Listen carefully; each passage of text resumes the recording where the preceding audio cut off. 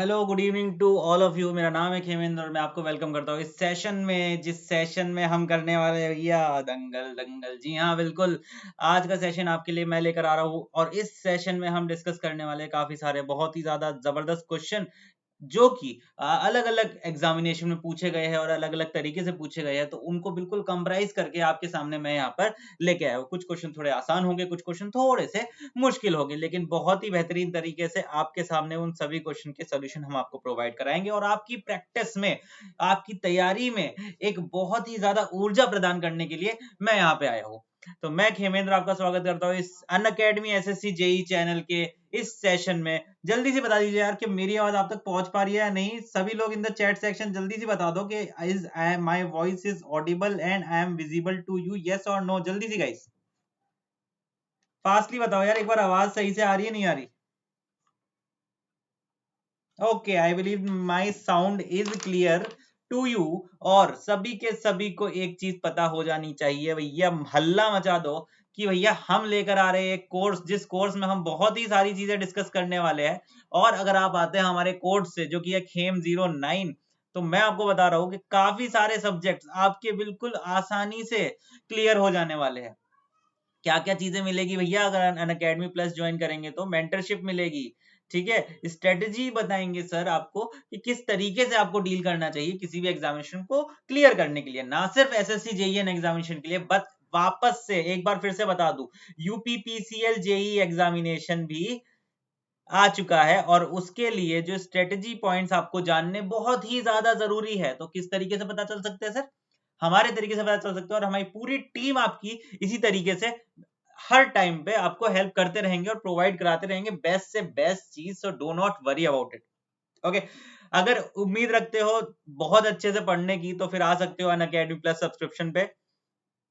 This is my name, ये सब आप जानते हो। अब ये मेरी प्रोफाइल है, इस प्रोफाइल पे जाओ, नीचे डिस्क्रिप्शन में ये लिंक आपको दिख जाएगा। उस लिंक के ऊपर क्लिक करोगे, ये प्रोफाइल खुल जाएगी और मेरे सारे कोर्सेज जो आप देख सकते हैं फ्री वाले, वो आप देख सकते हैं। और ये कोर्स मैं शुरू कर रहा हूं यहाँ पर, ये है पेड कोर्स में, ये है एसएससी सेक्शन का सब्सक्रिप्शन लेना पड़ेगा अगर आपको इस कोर्स को अगर आपको देखना है। You just have to click on the enroll button. भैया क्लास से 15 मिनट पहले आपको पूरा नोटिफिकेशन आ जाएगा, भाई क्लास शुरू होने वाली है, आ जाइए कृपया करके। और ये पूरा का पूरा मिलेगा आपको प्लस सेक्शन में। और क्या क्या फायदे हैं प्लस सेक्शन के, ये देख सकते हैं आप। Live classes, daily live classes, crash courses, weekly test, doubt clearing. अच्छा, डाउट क्लियरिंग सेशन के बारे में बताता हूँ आपको, देखो बहुत इंटरेस्टिंग है। After every 3 class there is one class that is completely dedicated to your doubt clearing। तो इसीलिए मैं आपको बोल रहा हूँ कि आप इसमें आकर अपने बेहतरीन से बेहतरीन पढ़ाई को कंटिन्यू कर सकते हैं। किस तरीके से आ सकते हैं अनअकैडमी प्लस सब्सक्रिप्शन पे, जल्दी से बता दे रहा हूँ। आप जा सकते हैं अनअकैडमी लर्निंग ऐप के पोर्टल पे, वहां पे सेलेक्ट करेंगे, ये देखो एरो दिख रहा है, एसएससी एग्जाम्स के ऊपर क्लिक करेंगे। एसएससी एग्जाम्स के ऊपर क्लिक करने के बाद गेट सब्सक्रिप्शन बटन के ऊपर क्लिक करेंगे इस तरीके से। गेट सब्सक्रिप्शन बटन के ऊपर क्लिक करने के बाद आप लोग सेलेक्ट करेंगे आपको कितने महीने का सब्सक्रिप्शन चाहिए। मेरे हिसाब से जो 12 महीना और ये 24 महीने वाला सब्सक्रिप्शन है, ये ज्यादा बेटर है। ये 1 साल और ये 2 साल का सब्सक्रिप्शन ज्यादा बेटर है, क्योंकि यहाँ पर क्या होता है ना, इकोनॉमिकल ज्यादा है, ठीक है। अगर आप देखें कि भैया अगर आप ये कोड यूज कर रहे हैं खेम 09, तो you will get discount of 10% and you will get my guidance for this examination. Student से पूछिए कि भैया हमारे कोर्स से आए हैं तो फिर आपको कितने ज्यादा फायदे मिले हैं, क्या क्या चीजें मिली है, आपको बाकी स्टूडेंट्स बता सकते हैं, बिल्कुल ठीक है। एंड ये इस तरीके से आप आ सकते हैं। चलो, ये एक और चीज है कि the prices are about to hike, so आप लोग सब तैयार रहिएगा और ध्यान रखिएगा कि प्राइसेस हाइक होने वाले हैं। तो इसीलिए so this is the most important thing which you can ever have. चलो शुरू करते हैं। जो भी लोग प्रिपेयर करना चाहते हैं वो आगे पढ़ सकते हैं हमसे, बिल्कुल ठीक है। चलो शुरू करते हैं फिर आज का सेशन। यस गाइस, तो this is the first question for me. तो I will wait for 30 seconds and then I will move forward for my answers. Okay, fastly I will wait for 30 seconds and उसके बाद फिर हम answer की ओर चलेंगे। All of you, I really hope कि यार ये जो पूरा का पूरा सेशन होने वाला है, जल्दी से यार फैला दो इसको, अपने सारे दोस्तों को शेयर कर दो और यूट्यूब और टेलीग्राम ग्रुप्स पे भी इस चैनल का लिंक चला जाना चाहिए, जरूर जरूर। Okay, so your time is about to end guys. जल्दी से बताओ क्या आंसर होने वाला है इस पर्टिकुलर क्वेश्चन नंबर 1 का। जल्दी। The speed of rotating magnetic field of a 3 phase 50 hertz induction motor running at 960 RPM. तो एनआर क्या गिवन है, देखो यार सबसे पहले ये समझो, ये क्या गिवन है, NR. NR is given to you, क्या पूछ रहा है, रोटेटिंग मैग्नेटिक फील्ड मतलब एनएस की वैल्यू, एनएस की वैल्यू पूछ रहा है। अरे यार हम क्या जानते हैं, एनएस की वैल्यू होती है 120 F divided by P. Frequency तो गिवन है ना सर, ठीक है। अच्छा पी की क्या क्या वैल्यू हो सकती है पहले ये समझते हैं। पी की वैल्यू 2 हो सकती है क्योंकि पोल है, ठीक है। 4 हो सकती है, 6 हो सकती है, 8 हो सकती है। यार मोस्ट अप्रोप्रिएट वैल्यू क्या रहेगी यार पोल की, ये बताओ जरा, क्योंकि पोल गिवन नहीं है तो मोस्ट अप्रोप्रिएट ही सेलेक्ट करना पड़ेगा जिसके लिए हम बता सके कि 960 आरपीएम मेरा आंसर है। मोस्ट अप्रोप्रिएट वैल्यू क्या रहेगी मेरे पोल की, कि जिसके लिए हम बता सके कि 960 आरपीएम मेरा आंसर है, वो रहेगी पोल की वैल्यू 6। अगर पोल की वैल्यू 6 रखेंगे तो ns बराबर 120 f बाय p से ns की वैल्यू आ जाएगी कितनी, 1000 आरपीएम। और कोई ऑप्शन बचता नहीं है, तो फिर इसीलिए this C is the correct answer of my question. All of you जल्दी से बताओ यार, फॉलो कर पाए नहीं कर पाए इन द चैट सेक्शन। मैं चाहता हूं बिल्कुल, good evening all of you, बहुत ही अच्छा लग रहा है मुझे, बहुत ही अच्छे से आप आंसर दे रहे हो, very good guys. And I really hope यार इसी तरीके से आगे बढ़ते रहो, और आगे बढ़ते मेहनत करते रहो यार, इंपॉर्टेंट चीज ये है, मेहनत कभी नहीं रुकनी चाहिए। Next question fastly, I'll wait for 30 seconds and then I'll move forward for my next question. I'll not be taking your doubts directly here, okay? Because I wanted number of question to be done, so इसलिए मैं बीच में doubt नहीं लूंगा. Don't worry. ठीक है, all of you. चलो. Transformer works on the principle of A. Fleming's law. B. Dynamic induction. C. Joule's law. D. Faraday's law of electromagnetic induction. जल्दी बताएं क्या रहेगा answer. Okay, time up guys, जल्दी सी मुझे answer चाहिए in the chat section all of you. The correct answer of this particular question will be Faraday's law is the correct answer. Faraday's law is the correct answer. Faraday's क्या बोलता है पहले तो ये बता दूं मैं आपको। तो Faraday's के पहले की हम थोड़ी सी हिस्ट्री जानना चाहते हैं कि यार हिस्ट्री क्या कहती है, Faraday's से पहले क्या क्या हुआ था। Faraday's से पहले एक साइंटिस्ट है ऑरस्टेड। फेराडे से पहले एक साइंटिस्ट थे ऑरस्टेड। ऑरस्टेड ने क्या बोला कि यार ये जो इंडक्शन प्रोसेस है ना, इसमें क्या होता है, एक तो करंट है, और करंट ना डिपेंड करता है फ्लक्स के ऊपर। करंट डिपेंड करता है फ्लक्स के ऊपर, मुझे नहीं पता कैसे डिपेंड करता है लेकिन करता है। और ये ऑरस्टेड उस टाइम के बहुत ही बड़े साइंटिस्ट माने गए, ठीक है। उसके बाद कुछ समय बाद, कुछ साल बाद वहां पर एक साइंटिस्ट आया एम्पियर। उस साल बाद वहां पे एक साइंटिस्ट आया एम्पियर।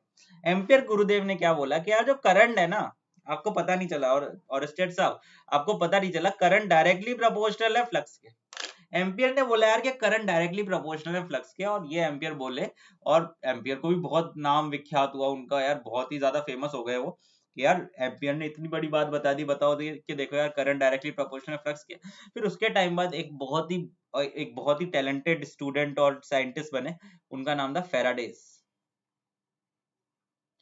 फेराडेज ने बोला कि गुरुदेव ये करंट नहीं है, ये करंट नहीं है, करंट नहीं होगा, ये होगा ईएमएफ जनरेट, ये होगा ईएमएफ जनरेट, और वो डिपेंड करेगा किसके, वो डिपेंड करेगा किसके, rate of change of flux के, वो डिपेंड करेगा।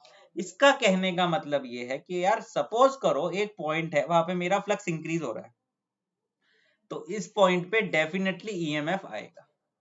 कुछ देर बाद वो फ्लक्स कांस्टेंट रहा, फ्लक्स इंक्रीज नहीं हो रहा है, ये फ्लक्स है सपोज करो, फ्लक्स एक कांस्टेंट रहा फ्लक्स, तो इस टाइम पे मेरे ई की वैल्यू रह जाएगी कितनी, 0।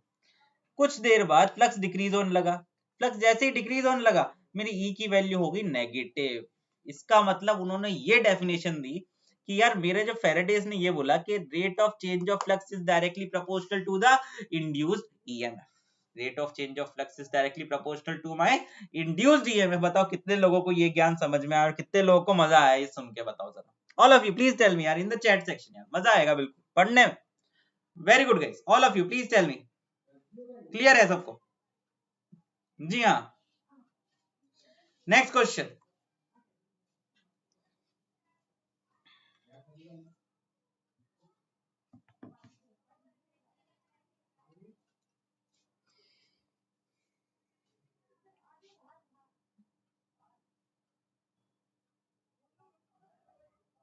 अगला बताएंगे, the thickness of stator laminations, the thickness of stator lamination in the three phase induction motor is compared to the rotor lamination, कि रोटर लेमिनेशन की थिकनेस ज्यादा है या फिर स्टेटर लेमिनेशन की थिकनेस ज्यादा है. The correct answer of this question will be lesser. The thickness of stator lamination is in the three phase induction motor is lesser as compared to my rotor lamination. तो ध्यान रखेंगे इस बात का कि थिकनेस इसकी स्टेटर की कम होती है, स्टेटर की थिकनेस मेरी कम होती है in this three phase induction motor. Three phase induction motor की बात करेंगे तो yes, very good guys, all of you, बहुत अच्छे. B is the correct answer we have. Next, for a circuit given below find the current through 1 ohm resistance.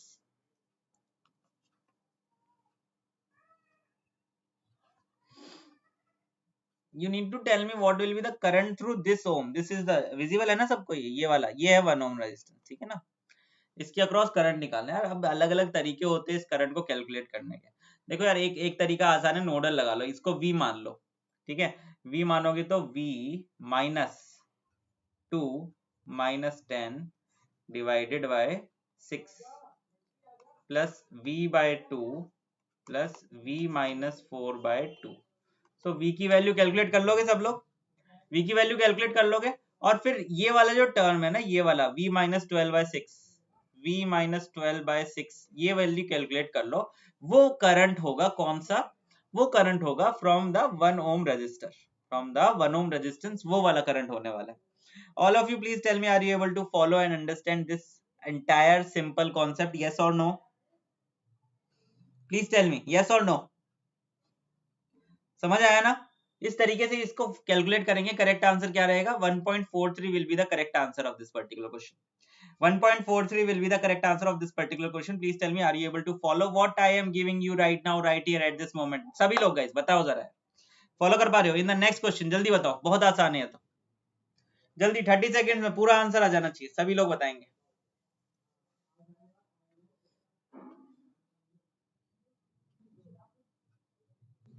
For the circuit shown in the figure, find the value of I. You have to calculate the value of I. To calculate the value of I, you need to tell.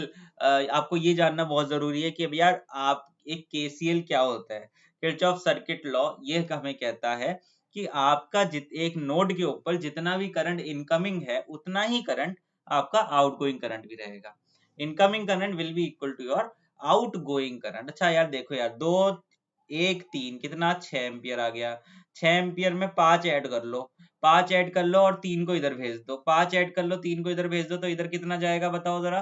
5 add करा तो कितना हो गया 11. 11 में से 3 गया तो 8 ampere इधर बचा. 8 एम्पियर में से 2 एम्पियर इधर चला गया, इधर कितना बचेगा 6 एम्पियर बचेगा. करेक्ट आंसर क्या हो गया? 6 ampere is my correct answer. All of you please tell me, this is a very easy one. Again सभी लोग फॉलो कर पा रहे हैं? इधर बिल्कुल इधर, हाँ इधर खेमेन सर बैठे इधर. जब सभी लोग बताओ जरा, फॉलो कर पा रहे हो? हाँ या ना, चैट सेक्शन में जब सभी के सभी, अभी के अभी. यस यस गाइस, सभी लोग बहुत अच्छे, very good guys. Next question fastly.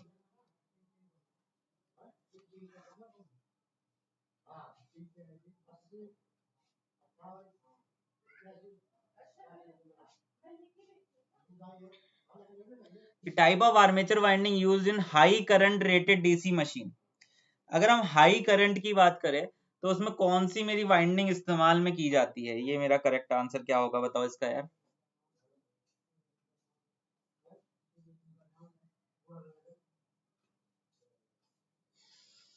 Which type of armature winding is used in the high current rate of DC machine? Yes, correct. This C lap wound is the correct answer of this particular question. High current के लिए हम lap wound winding use करते हैं.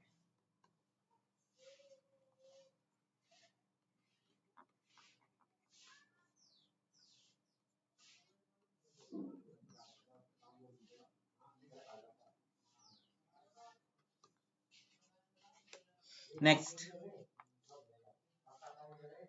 the pentavalent impurity atom that are connected to intrinsic semiconductor are called. वाह, सभी लोग बताओ जरा यार, ये सेमीकंडक्टर से क्वेश्चन है, जल्दी से बताओ क्या आंसर रहेगा. The pentavalent impurity atom that is connected to the intrinsic semiconductor are donor impurity, acceptor p type या donor p type. क्या रहेगा बताओ जरा. मैंने बहुत बार बताया ये करेक्ट आंसर रहेगा इसका N type impurity is the correct answer. देखो यार इंट्रिंसिक के आउटर मोस्ट ऑर्बिट में 4 इलेक्ट्रॉन होते हैं. अगर आप और एक कुछ ये होते हैं पेंटावेलेंट इम्प्योरिटी, ये होती है ट्राईवेलेंट इम्प्योरिटी. ये है मेरी पेंटा और ये है मेरी ट्राई. यार 5 इज ग्रेटर देन 4, इसका मतलब 5 4 का क्या हुआ, बाप हुआ. क्या हुआ, बाप हुआ. बाप बोले तो bismuth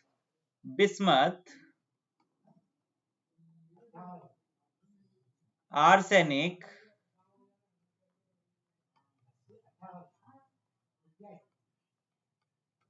antimony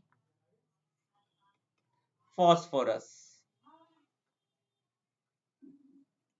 bismuth arsenic antimony phosphorus अगर जहां पर भी आपको दिख जाए पेंटावेलेंट इंप्योरिटी होते हैं वो, तो मेरा जो सेमीकंडक्टर बनेगा वो कौन सा बनेगा, एन टाइप सेमीकंडक्टर बनेगा.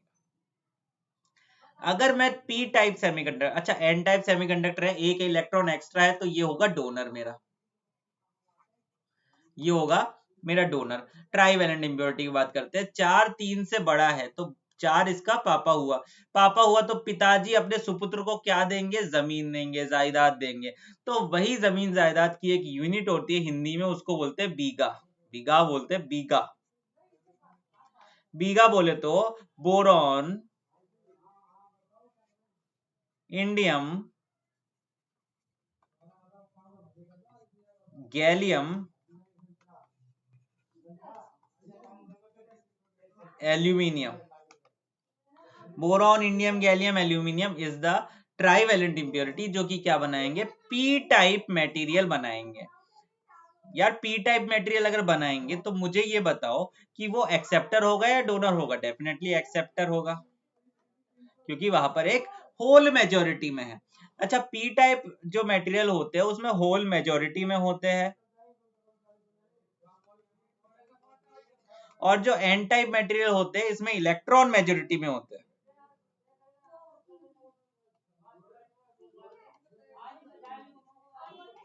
इलेक्ट्रॉन मेजोरिटी में होते हैं. पी टाइप में होल मेजोरिटी में होते हैं और एन टाइप में इलेक्ट्रॉन मेजोरिटी में होते हैं. सभी लोग बताओ, फॉलो कर पा रहे हो, यस और नो? बस जल्दी बताओ यार चैट सेक्शन में.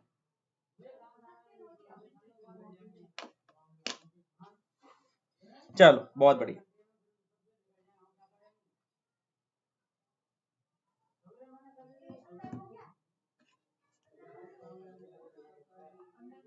Next,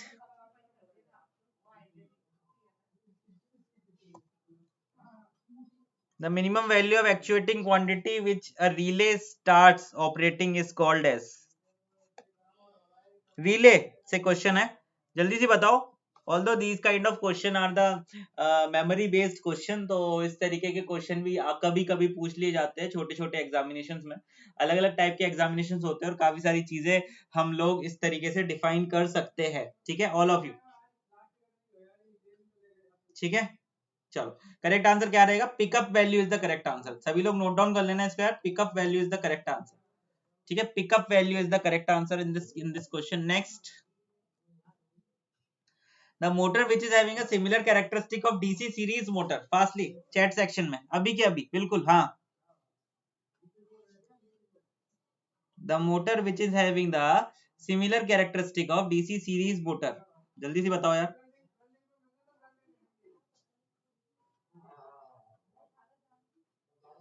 okay, time is about to end now.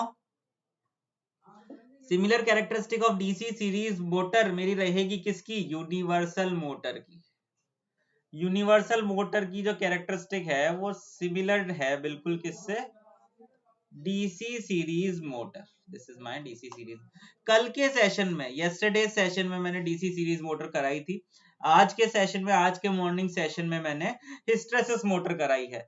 तो यार अगर आप स्पेशल मोटर्स के बारे में समझना चाहते हैं और एक एक क्वेश्चन को अपनी नोट कॉपी में लिखना चाहते हैं तो मेरे कल का और आज का सेशन जरूर देखेंगे. कल के सेशन में मैंने क्या कराया था, कल के सेशन में मैंने क्या कराया था, डीसी सीरीज मोटर, और आज के सेशन सॉरी यूनिवर्सल मोटर, और आज के सेशन में मैंने क्या कराया है, हिस्टेरेसिस मोटर। देखो यार, क्योंकि अभी देखो यार दिवाली है, कल दिवाली है सबकी, एंड आई रियली होप कि यार आज की छोटी दिवाली और धनतेरस में आप बिल्कुल खुश रहे और बहुत ही सेफ रहे। This is the very important thing. And अभी एक दो दिन बाद हम वापस से क्लास को रिज्यूम करेंगे, मे बी कल परसों क्लास नहीं होगी, and in the next day will resume our class again. And I really hope यार कि आप सभी लोग काफी अच्छे से फॉलो कर पाएंगे और काफी अच्छे से चीजों को सीख पाएंगे। बहुत ही अच्छे से दिवाली बनाइए घर पे और खुश रहिए, इंपॉर्टेंट चीज खुश रहना है, ठीक है। चलो थोड़ा सा बीच में थोड़ी सी बातें कर ली तो कोई बात नहीं। बताओ जरा कैसा लग रहा है सबको, दिवाली है, happy Diwali to all of you, सभी लोग बताओ जरा। चलो आगे चलते हैं क्वेश्चन नंबर 10 पे। नेक्स्ट क्वेश्चन जल्दी से बताओ यार, 10 नंबर ऑफ क्वेश्चन।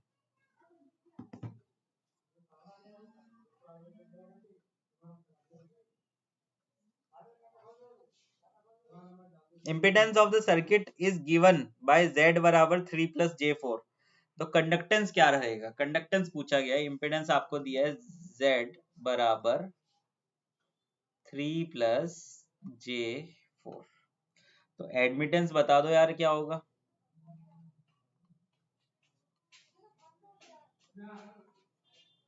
ये होता है 1/z, 1/z मतलब 1/3 प्लस j4। ठीक है, आगे देखो, 3 plus j4 bracket 3 minus j4, ऊपर भी 3 माइनस j4, कुछ इतना खास फर्क पड़ेगा नहीं, सेम चीज से मल्टीप्लाई डिवाइड मैंने कर दिया है। सॉल्व करोगे अब जरा पक्की पक्की जल्दी जल्दी से, क्या रहेगा, 3 divide by 25, 3 divide by 25 minus j4 divide by 25। This is your conductance. 3 divided by 25 is your conductance. The correct answer of this question will be B is your correct answer. B is your correct answer. सभी लोग बताओ chat section में follow कर पा रहे हो अच्छे से? जी हाँ बिल्कुल, सभी लोग जल्दी बताओ यार। Okay, very good. Next question, प्रश्न संख्या, ये तो बिल्कुल बहुत आसान वाला क्वेश्चन आ गया यार, अब तो ये तो बहुत आसान वाला आ गया सर, ये तो बिल्कुल 2 मिनट में हो जाएगा, कोई दिक्कत ही नहीं है सर इसमें। तो सारा बता दो बिल्कुल, क्या आंसर है जल्दी से बताओ यार।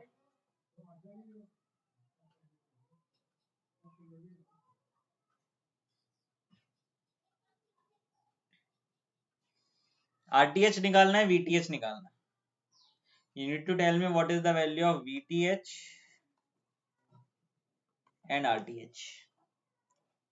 अब देखो RTH तो इजीली निकल जाएगा और RTH कॉमन भी है सब में, तो RTH की वैल्यू अगर निकालना चाह रहे हो तो यार ये एक तो मेरा ये शॉर्ट हो गया 30 वोल्ट, दिख रहा है ना सबको, बिल्कुल यहाँ पे एक 30 वोल्ट है मेरे पास यहाँ पे, और ये 2 एम्पियर है, 2 एम्पियर ओपन हो गया, 30 वोल्ट शॉर्ट हो गया, तो ये ऊपर वाला बन गया 10 प्लस 15 25, 25 पैरेलल में 5, 25 पैरेलल में 5। इसका आंसर देखोगे यार क्या आएगा, 4.17 आंसर आएगा इसका, ठीक है।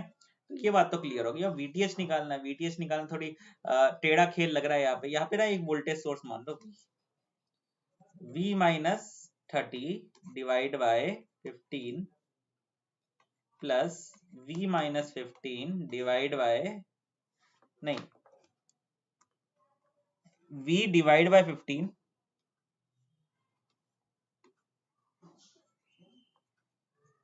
V डिवाइडेड बाय 15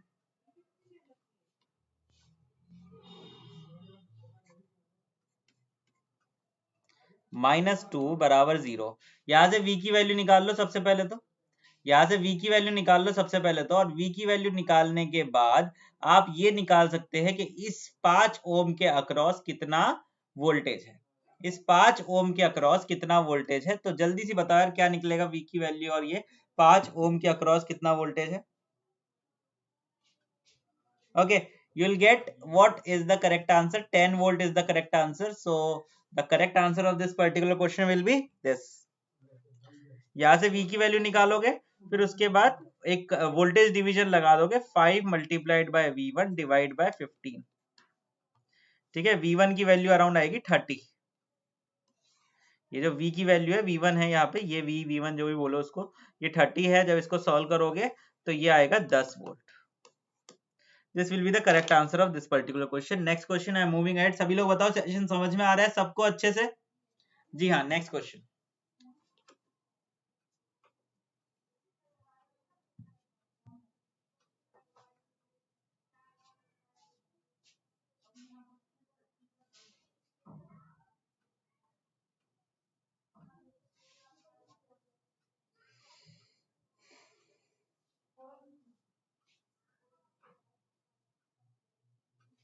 सभी लोग बताओ जरा क्या रहेगा इसका आंसर इस वाले क्वेश्चन का।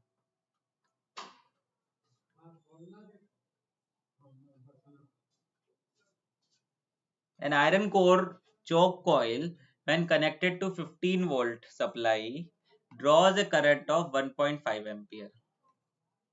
Draws a current of 1.5 ampere when connected to 230-volt 50 hertz supply.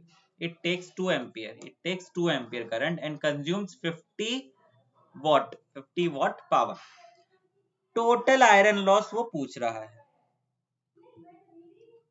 Total iron loss वो पूछ रहा है। अच्छा, टोटल मेरा आयरन लॉस वो पूछ रहा है, टोटल लॉस कितना है? टोटल लॉस होता है iron loss plus eddy current loss. Total iron loss या इसको रुको, iron loss plus copper loss. दो ही तरीके से लॉस डिफाइन कर सकते हैं। अगर मैं कॉपर लॉस कैलकुलेट कर लूं, तो फिर मैं इजीली कैलकुलेट कर सकता हूँ कि यार मेरा टोटल लॉस से माइनस कर दूंगा तो आंसर आ जाएगा। यस और नो, जल्दी बताओ यार, फॉलो कर पा रहे हो? अब देखो, अगर मैं 15 वोल्ट बराबर 1.5 एम्पियर मल्टीप्लाइड बाय आर से मैं आर निकालना चाहूं तो आर की वैल्यू आ गई 10। ठीक है, मैं निकालना चाह रहा हूं आयरन लॉस बराबर टोटल लॉसेस कितना 50 माइनस आई कितना है भैया, आई कितना आना चाहिए, आई आना चाहिए 1.5 एम्पियर्स का स्क्वायर डॉट 10। 1.5 एम्पियर का square dot 10, total iron loss will become this 27.5 watt is the correct answer. 27.5 watt will be the correct answer here. Choke coil की बात चल रही है। नेक्स्ट क्वेश्चन फास्टली, अभी बताया था pair of acceptor impurity for the semiconductor material. अभी बताया, जल्दी बता दो यार, 30 सेकंड में आंसर आ जाना चाहिए इसका। इन 30 seconds you have to give me the correct answer यार।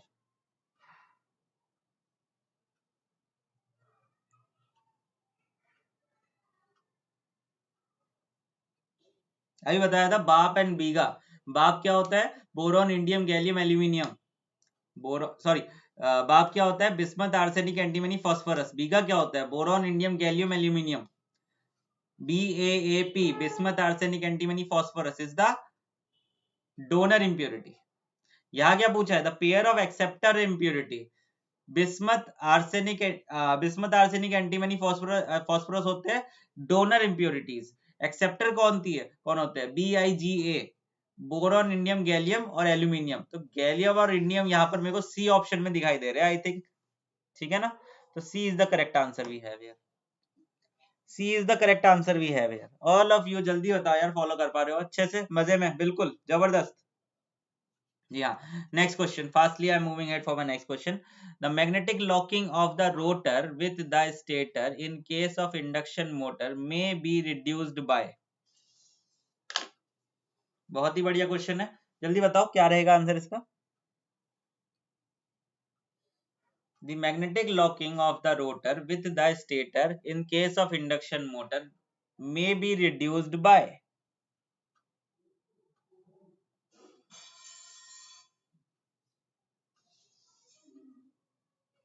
Okay, time up. Correct answer of this particular question will be what? The correct answer is skewing of rotor slots। Skewing of rotor slots. मैं बताता हूँ होता क्या है यार। ये आपकी जैसे रोटर है इस तरीके से, सपोज करो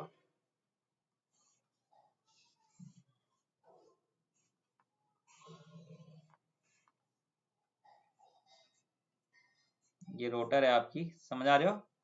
अब ये आप जो रोटर के जो स्लॉट्स होते हैं उसको स्क्यूड स्लॉट कर देते हो, ये होते हैं स्क्यूड स्लॉट का मतलब कि ये स्लॉट मैंने इस तरीके से लगा दिया।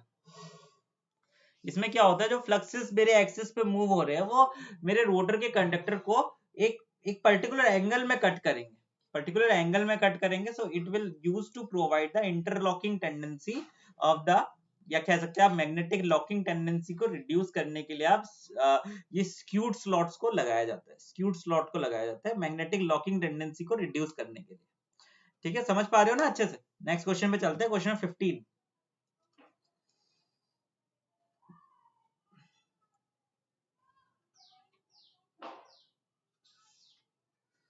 A reverse biased PN junction will act as, बहुत आसान है यार, जल्दी से बताओ आंसर, मेरे को जल्दी चैट सेक्शन में आंसर चाहिए, जल्दी बताओ यार, बहुत आसान वाला है तो।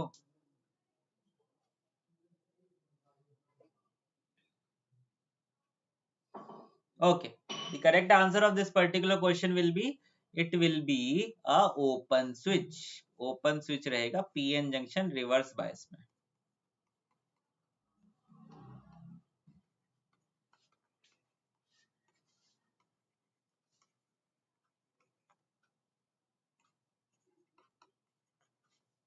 और क्लोज्ड कब रहेगा, PN junction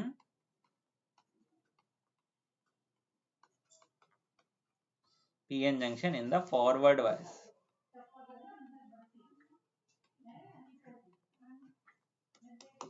फॉरवर्ड बायस में, फॉरवर्ड बायस में PN junction will act as a close switch and इसमें ये it will act as a open switch.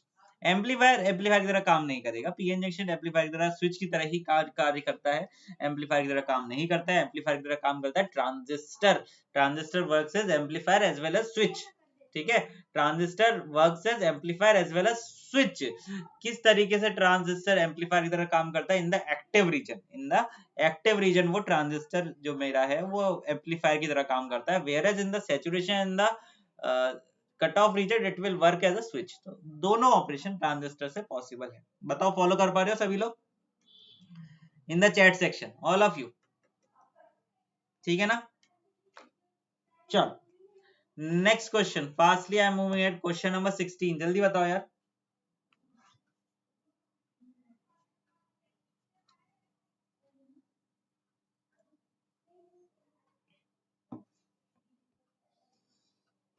Measuring instrument, the torque produced by the measurand is called,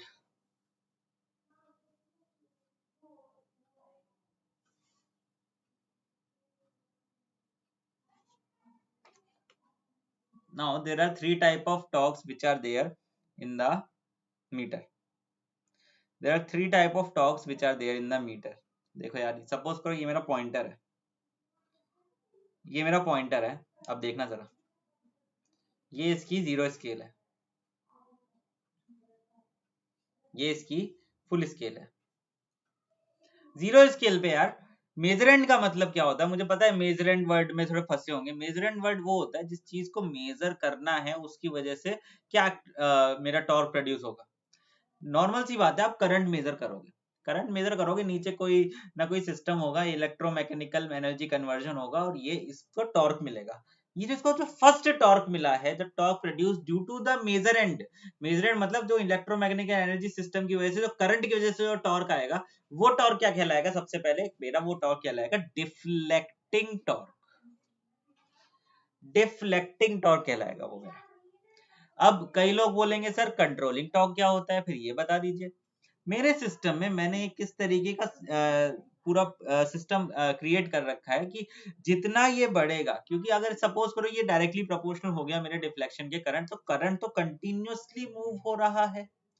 जब current मेरा continuously move हो रहा है, इसका मतलब क्या है, इसका मतलब सिंपली ये है कि आपका जो पॉइंटर है ये चलता जाएगा, रुकेगा ही नहीं। ठीक है, क्योंकि ये आगे चलता जाएगा रुकेगा, कि करंट तो कंटिन्यूअसली मूव हो रहा है। सपोज करो आपके पास full scale reading, full scale आपके पास है वो 10 एम्पियर का है, पर आप 5 एम्पियर करंट मेजर कर रहे हो, तो फिर क्या होगा, ये सीधे सीधे 10 पे पहुंच जाएगा। उसको 5 पे लाने के लिए कंट्रोलिंग टॉर्क की आवश्यकता रहेगी, जो बिल्कुल अपोजिट डायरेक्शन में लगेगा इसके। बिल्कुल अपोजिट डायरेक्शन में ये लगना चाहिए, ये बराबर आ गया। अब जब ये बराबर आ गया तो फिर यहाँ पर क्या होता है, ये मेरा बिल्कुल हल्का सा पतला सा पॉइंटर है।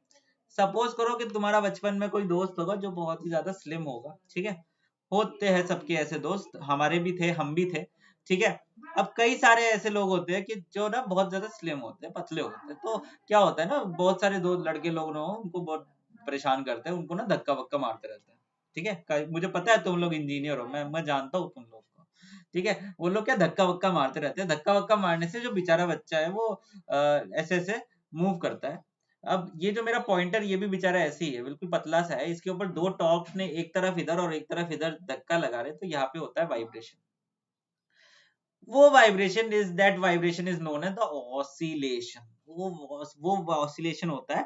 और ये जो ऑसिलेशन है मेरा, ये जो ऑसिलेशन है, इसको रिड्यूस करने के लिए हम लगाते हैं क्या, ये डैम्पिंग टॉर्क लगाते हैं। क्या लगाते हैं, डैम्पिंग टॉर्क लगाते हैं, उसको रिड्यूस करने के लिए। बताओ कितने लोग हैं जिनको ये चीज समझ में आ गई, सभी लोग यार बताओ एक बार, मजे में, बिल्कुल एक नंबर, आया कि नहीं आया, परफेक्ट एकदम। जी हाँ बिल्कुल, next question.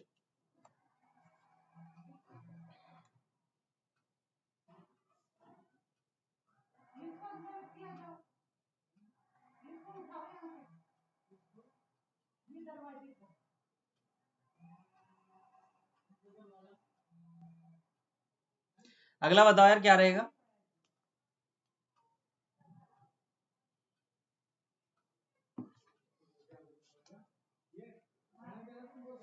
50 hertz current, 50 hertz current of A zero reference has a average value of इतना।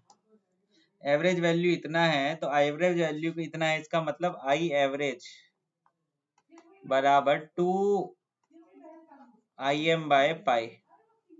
2 IM/π किसके बराबर है, 45 के बराबर है, 45 के बराबर है।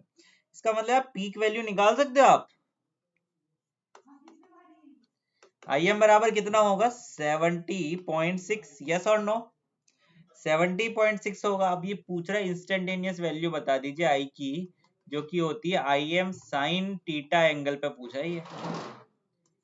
सो 70.6 मल्टीप्लाइड बाय साइन ऑफ 30 कितना आया बताओ जरा।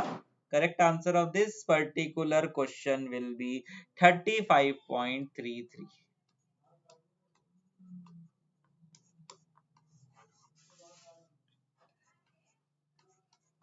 35.33 is the correct answer of this particular question. Please tell me, are you able to follow what I am giving you right now, right here at this moment? सभी लोग guys जब जल्दी बताओ यार चैट सेक्शन में यार, ठीक है,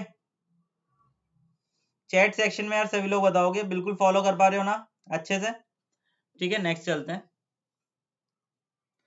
Select the wrong option related to the statement given below. You have to select the wrong option or option given to the statement given below.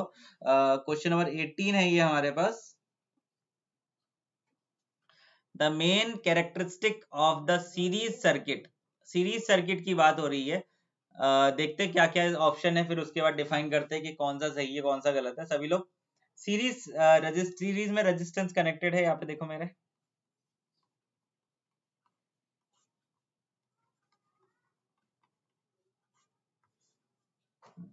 R1 R2।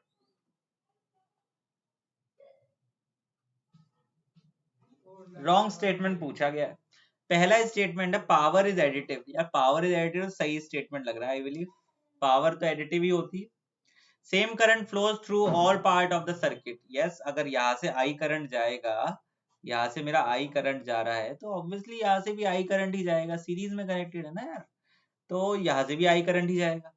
अगला देखते हैं, सी पॉइंट पढ़ते हैं। The applied voltage equal to sum of the voltage different voltage, definitely. Suppose करो यहाँ पे voltage V1 है और यहाँ पे वोल्टेज V2 है, तो अप्लाइड वोल्टेज क्या होगी, दोनों का सम होगी, definitely C is also correct, C is also correct है। अगला देखते हैं, different resistance have same voltage drop, no this is not correct because the current is same, series में करंट सेम होगा, अगर करंट सेम होगा तो अलग अलग रेजिस्टेंस की वैल्यू रहेगी, अलग अलग रेजिस्टेंस की वैल्यू रहेगी, करंट सेम है, डिफरेंट रेजिस्टेंस है, तो सेम वोल्टेज ड्रॉप कैसे हो सकता है, तो this is the correct answer, but this is the correct answer, okay. Correct option यही है, क्योंकि पूछा है कि which of the statement is wrong, which of the statement is wrong पूछा गया। सभी लोग देख लो यार एक बार जरा, all of you please tell me, are you able to understand what I am giving you right now right here, सभी लोग?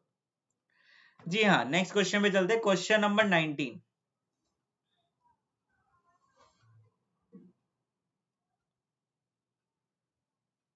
यस, जल्दी सी 30 सेकेंड यू हैव, जल्दी सी बता सकते हो 30 सेकेंड से ही पहले, ठीक है ना?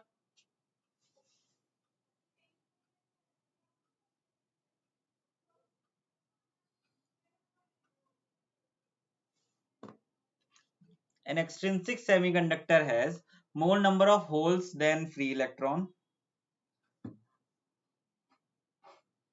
more number of free electrons than holes, either more hole or more free electron, equal number of holes and free electron। Extrinsic के बारे में पूछा जा रहा है, बताओ क्या आंसर रहेगा?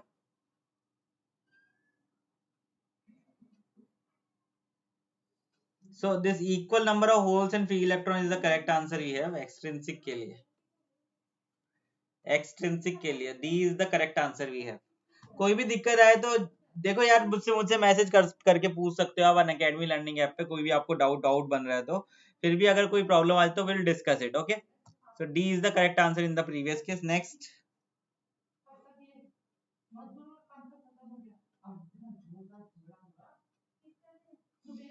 in case of three phase alternating voltage, in case of three phase alternating voltage, various voltages are displaced by a angle of, यार ऑब्वियसली थ्री फेज की बात अगर हम करें,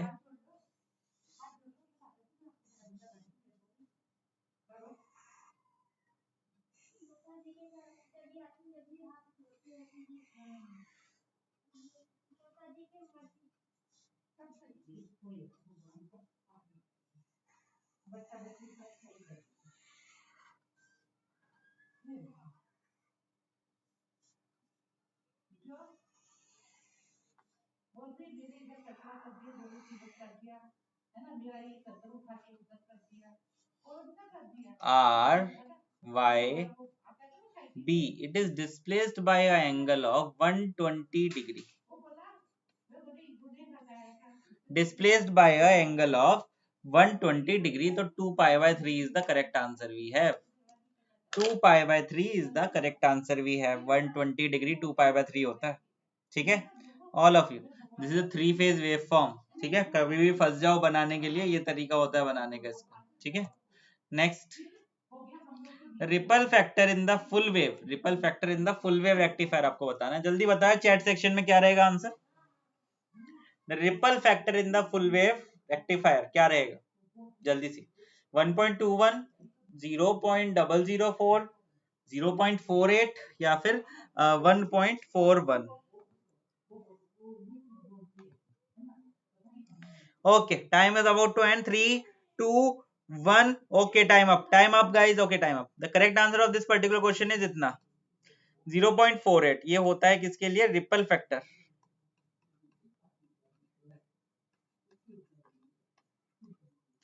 of full wave rectifier, 1.21 ripple factor of half wave rectifier, 1.21 half wave rectifier का है रहेगा, और ये 0.48 फुल वेव रेक्टिफायर का रिपल फैक्टर रहेगा। बताओ फॉलो कर पा रहे हो सभी लोग, यस और no? Next, when reverse biased the width of depletion layer, then the diode will, अगर रिवर्स बायस के केस में विड्थ ऑफ डिप्लेशन लेयर पे क्या असर पड़ेगा ये पूछा जा रहा है। या डेफिनेटली कि अगर मेरा पीएन जंक्शन डायोड है, सपोज करो इस तरीके से, ये तो चलो इस तरीके से डायोड मैंने बना दिया, ये रिवर्स बायस में कनेक्टेड है। रिवर्स मतलब क्या होता है? पी टाइप पे नेगेटिव लगा दो और एन साइड में पॉजिटिव लगा दो। इस केस में क्या होता है ना कि इसकी जो डिप्लेशन लेयर होती है, डिप्लेशन लेयर होती है वो इंक्रीज होती है।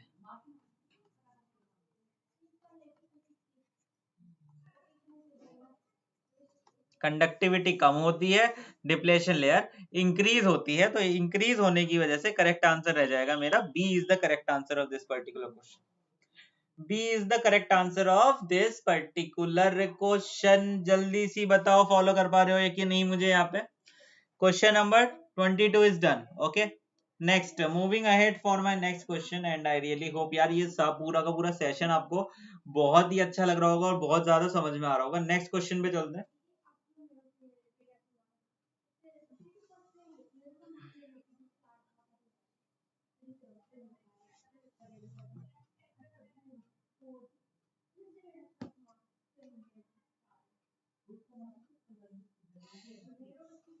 देखो, in case of induction motor the synchronous speed क्या रहेगी?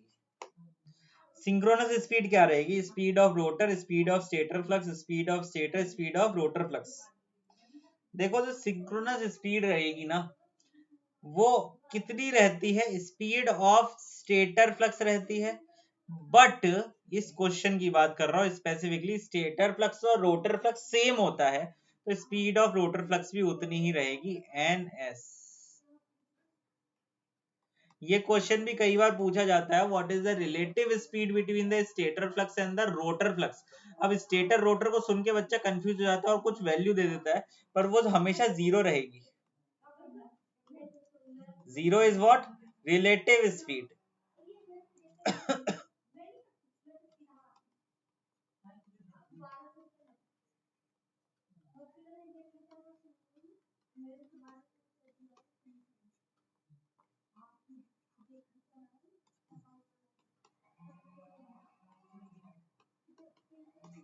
रोटर फ्लक्स के बीच में रिलेटिव स्पीड अगर देखी जाए तो वो जीरो रहेगी। इस तरीके से मैंने कई अच्छे तरीके से मैंने मेरी कोर्स में बताया, तो यार अगर देखना चाहते हो तो प्लेलिस्ट में अवेलेबल है इलेक्ट्रिकल मशीन्स कंप्लीटली, काफी सारी चीजें मैंने बताई है उसमें, तो आप फॉलो कर सकते हो उसको, ठीक है ना।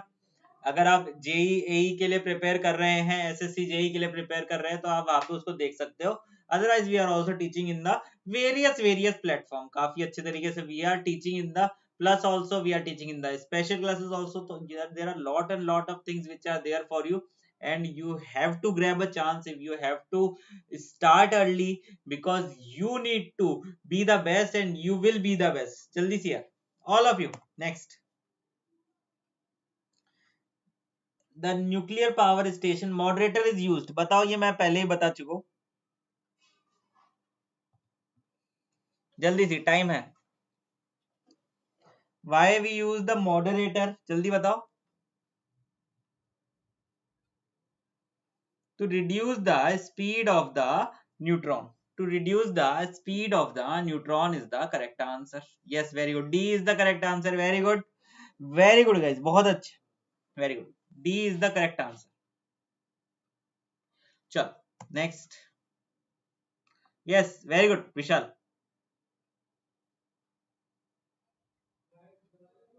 induction motor is also known as synchronous motor, no, asynchronous motor, yes,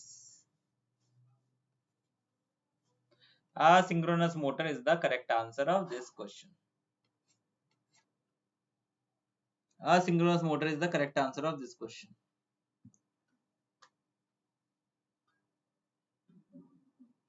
चलो नेक्स्ट क्वेश्चन, क्वेश्चन नंबर 26 पे चलते हैं यार, ठीक है। बताओ यार सभी लोग, सेशन कैसा लग रहा है यहाँ पे? सबको अच्छा लग रहा है? मजा आ रहा है सबको? बहुत अच्छे से आ रहा है ना मजा? ओके, क्वेश्चन नंबर 26 पे चलते हैं। Next question, question number 26।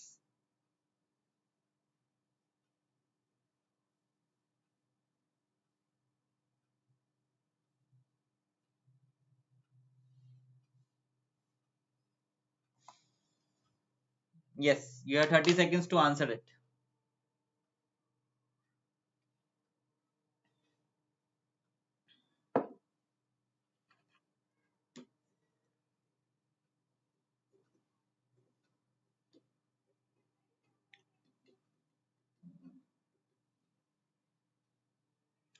okay, the moving coil instruments has a full scale deflection of, moving coil instrument has a full scale deflection of कितना?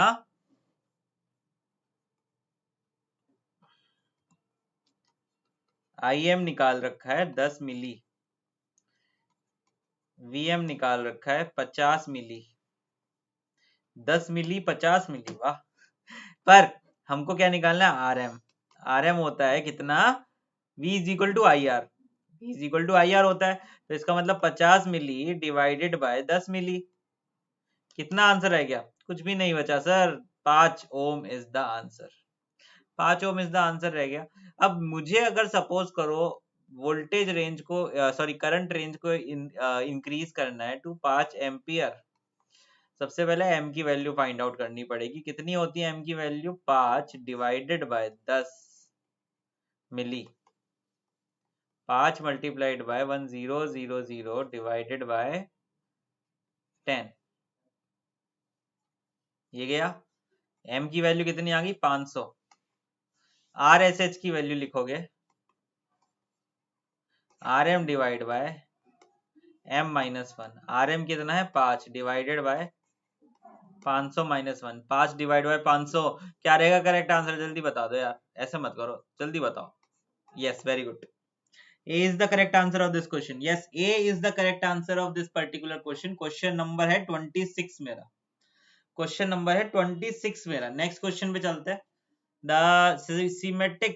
Schematic symbol of PN junction. यार ये तो बहुत ही आसान हो गया, दिख भी रहा है साफ साफ, तो मेरे हिसाब से ज्यादा इस पे टाइम लगाने की जरूरत नहीं, काफी आसान हो गया क्वेश्चन। तो आंसर भी सामने दिख ही गया कलर चेंज में। So D is the correct answer we have, this is the correct answer we have.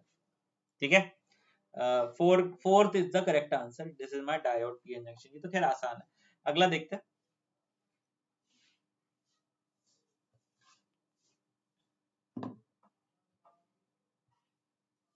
Industrial consumer has a daily load pattern of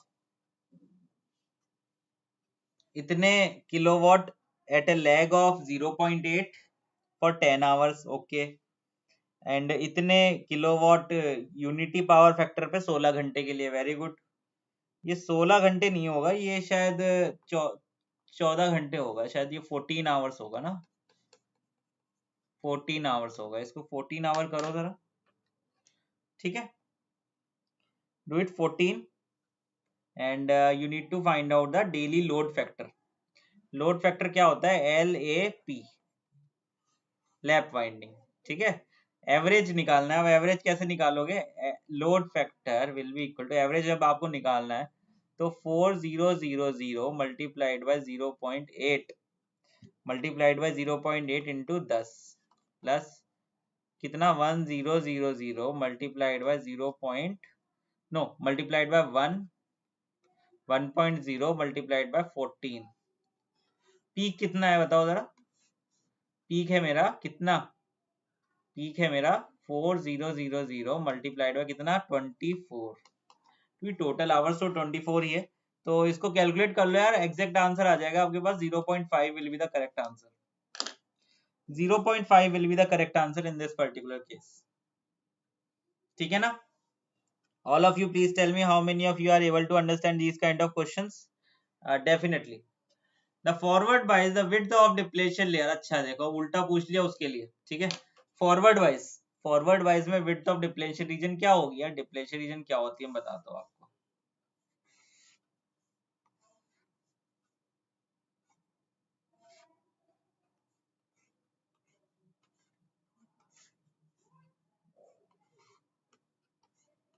देखो ये एक लेयर है, अब होता क्या है, ये पी साइड है सपोज करो, ये एन साइड है सपोज करो। यहाँ पर क्या है, कुछ इलेक्ट्रॉन्स है, कुछ होल्स है, यहाँ पर कुछ इलेक्ट्रॉन्स है, इलेक्ट्रॉन और होल कंबाइन कर जाते हैं। अब जब मैंने ये जब यहाँ पे नेगेटिव और यहाँ पॉजिटिव हो गया, तो ये इलेक्ट्रॉन इस ई को धक्का देगा और ये इधर रिकम्बाइन हो जाएगा। जब ये रिकम्बाइन हो जाएगा तो हर एक चार्ज कैरियर के साथ एक बल्कि चार्ज भी रहता है। चार्ज कैरियर है मेरे इलेक्ट्रॉन एंड होल्स, उसके साथ एक ना एक आयन भी रहता है, और आयन मेरे यहाँ पे ये जगह बना लेंगे इस तरीके से। यहाँ पे मेरे आयन जगह बना लेंगे, this is the plus, this is this is plus plus plus, this is minus minus minus minus minus, और इस आयन की वजह से you are feeling the this depletion region, इस माइनस और प्लस की वजह से you are feeling the depletion region, इस पॉइंट पे होती है डिप्लेशन रीजन। अब सपोज करो यार अगर पॉजिटिव वोल्टेज को और बढ़ा रहे हो तो और इलेक्ट्रॉन इधर जाएंगे और डिप्लेशन रीजन की विड्थ जो है वो इंक्रीज होती चली जाएगी, डिप्लेशन रीजन की जो विड्थ जो है वो इंक्रीज होती चली जाएगी, वो डिक्रीज नहीं होगी, ठीक है ना।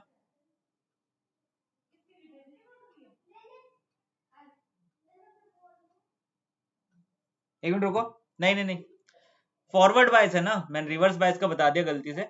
अब जब फॉरवर्ड बायस है तो यहाँ पर करंट फ्लो हो जाएगा, फॉरवर्ड बायस में करंट फ्लो हो जाएगा, जब करंट फ्लो हो गया तो ये डिप्लेशन रीजन की जो विड्थ है ये हम अज्यूम करते हैं कि ये डिक्रीज हो रही है, ठीक है। इसको थोड़ा उल्टा बता दिया मैंने रिवर्स के लिए बता दिया था, लेकिन फॉरवर्ड है तो फिर ऑब्वियसली जो डिप्लेशन रीजन की विड्थ है उसको हम अज्यूम करेंगे ये डिक्रीज हो रही है, ठीक है। बताओ फॉलो कर पाए तो सभी लोग in the chat section. Okay okay, this is the most easy one, जल्दी सी बता दो यार इसका आंसर क्या है। जूल ऑफ इलेक्ट्रिकल एनर्जी, ये तो कोई क्वेश्चन बनता नहीं है, खैर इसको बता देते हैं ऐसे ही। This is the correct answer. Next, the inductive reactance of a circuit having also have been stated. Inductive reactance क्या होता है, 2 pi F L, 2 pi F L, 2 pi F को क्या लिख सकते हैं, ओमेगा एल, क्या रहेगा answer. Next,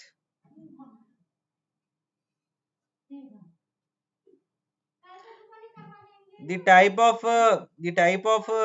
turbine used for hydroelectric plant for water head range of 70 metre to 500 metre. अगर फ्रांसिस मुझे ध्यान आ रहा है, आप इसको चेक कर लेंगे जरूर एक बार,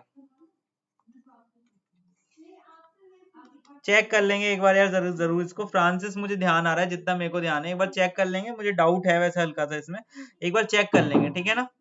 next, the common collector configuration current amplification factor is. Common collector configuration या कॉमन कलेक्टर कॉन्फ़िगरेशन क्या होता है, एक होता है common emitter configuration. Common emitter में क्या होता है, इस तरीके से आपका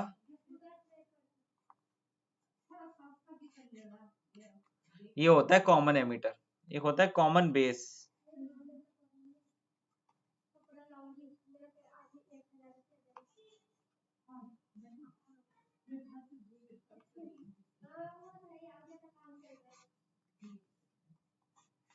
this is common collector, this is emitter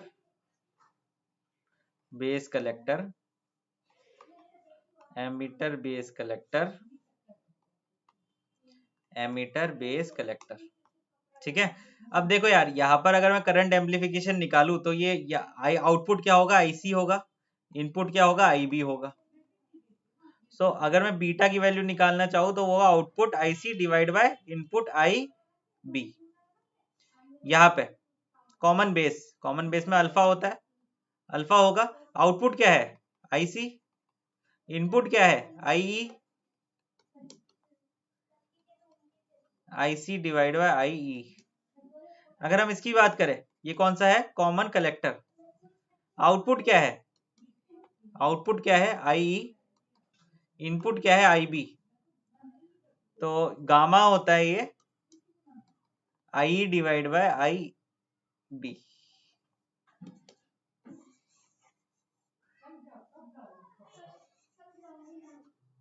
अब ये ध्यान रख लो कि जो भी चीज कॉमन है उसका करंट इसमें नहीं आता, जो भी चीज कॉमन है ना उसका करंट नहीं आता इसमें एम्प्लीफिकेशन फैक्टर में, ठीक है।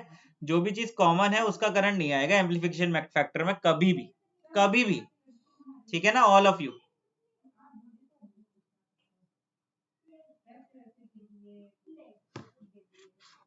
चलो next question,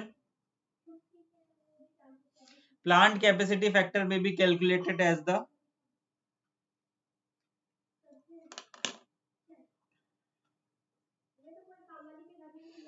plant capacity factor क्या होता है,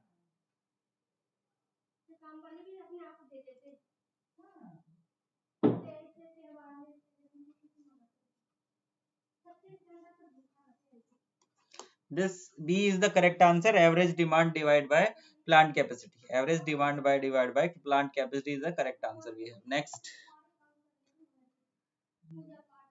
Okay, this is right now out of syllabus we have. McMurray test इसका correct answer होगा, कोई बात नहीं.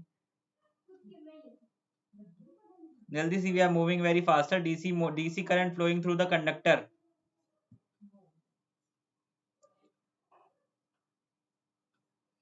DC current flowing through a conductor. जल्दी बताओ.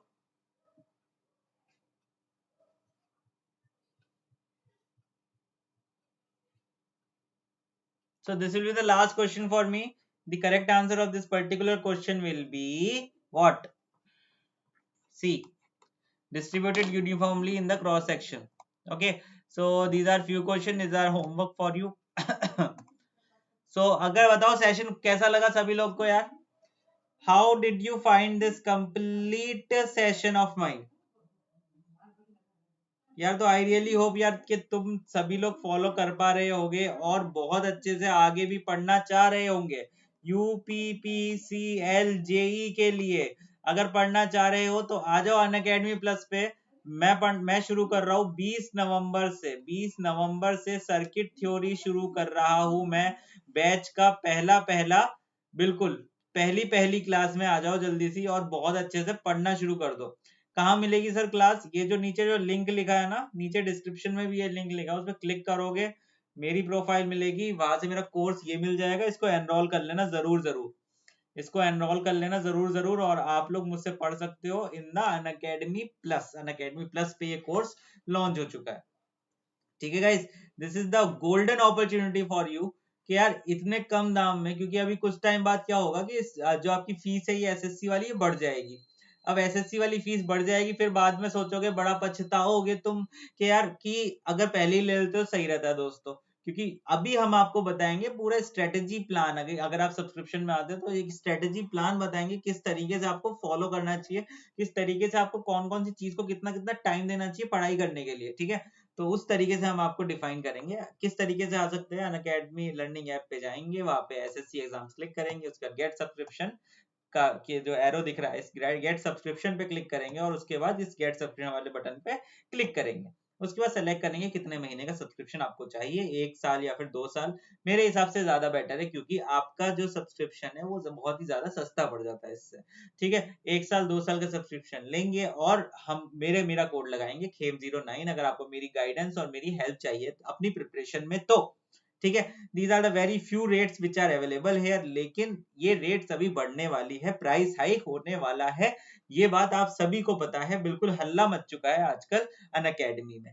ओके, तो सभी लोग फॉलो कर पा रहे हैं जो मैं क्या बोल रहा हूँ यहाँ पे. बताओ यार सेशन कैसा लगा all of you? Yes Omkar, yes all of you. Please tell me how many of you have enjoyed the session completely. मजा आ गया सबको? मजे में? बिल्कुल हाँ. ओके गाइस, तो इस तरीके से आप आ सकते हैं अनअकैडमी लर्निंग ऐप पे. अगर आपको पीडीएफ चाहिए इस सेशन की तो आपको पीडीएफ यहाँ पे मिल जाएगी. Unacademy SSC JE Telegram channel है, यहाँ पे आपको पीडीएफ मिल जाएगी. Thank you so much for being part of the complete session. I will meet you in few days back. बिल्कुल दिवाली की छुट्टियों के बाद आपसे मिलना होगा और मुझे पूरी उम्मीद है कि यार आप सभी लोग बहुत ही अच्छे से दिवाली बनाओगे. Happy Diwali to all of you and I really hope कि यार आप सभी लोग बहुत अच्छे से रहे और खुश रहे. Thank you so much guys, bye bye.